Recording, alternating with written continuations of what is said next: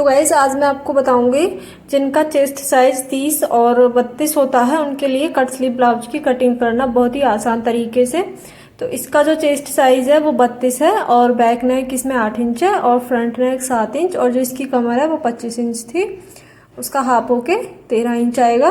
तो फ्रेंड्स जब भी हम कट स्लीव वाला ब्लाउज बनाते हैं तो जहाँ से हम आर्म होल से कटिंग करते हैं वहाँ से जो कटिंग होती है वो परफेक्ट नहीं बैठती। आर्म होल जो है वो उठता है और शोल्डर की तरफ से भी ब्लाउज उठता है। तो आज मैं आपको ऐसे टिप्स बताऊंगी जिन्हें देख के आप बहुत ही आसानी से कट स्लीव ब्लाउज बना सकते हैं।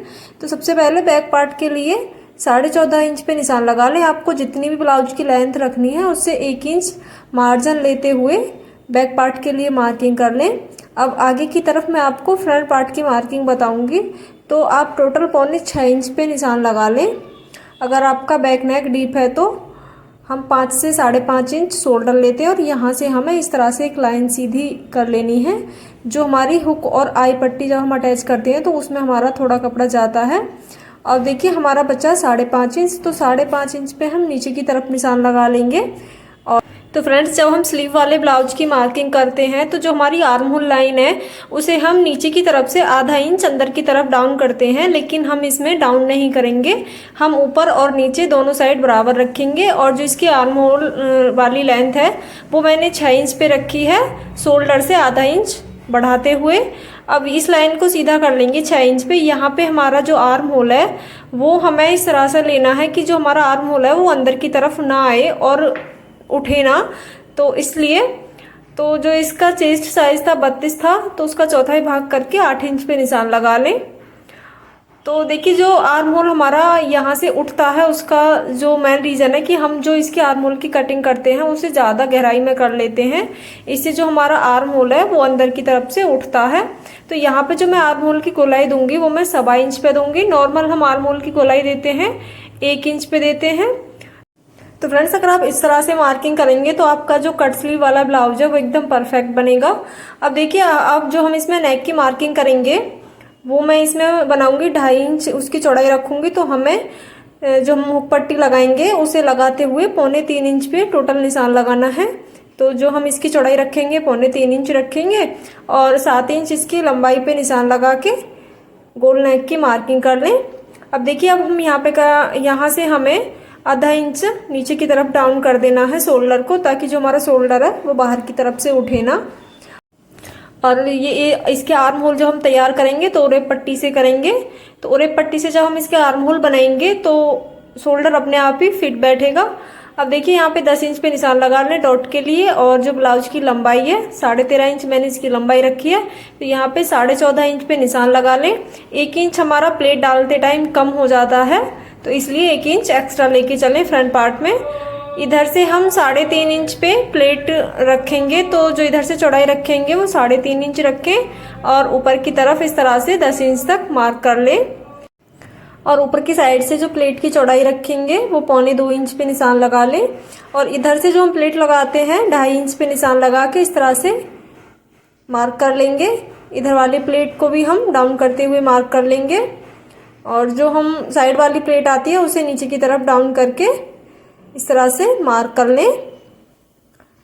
तो ये हमारी प्लेट का मार्क हो गया। अब जो हम नीचे वाली प्लेट होती है हमारी उसे हम 1 इंच पे लगाएंगे और जो बाकी प्लेट है उसे हम आधा इंच की लगाते हैं।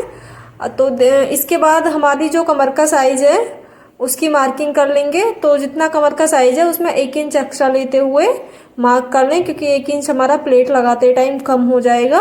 और ये फिटिंग की मार्किंग कर लें। एक्स्ट्रा मार्जिन रखेंगे और नीचे की तरफ भी हम एक्स्ट्रा मार्जिन की मार्किंग करके कटिंग करेंगे।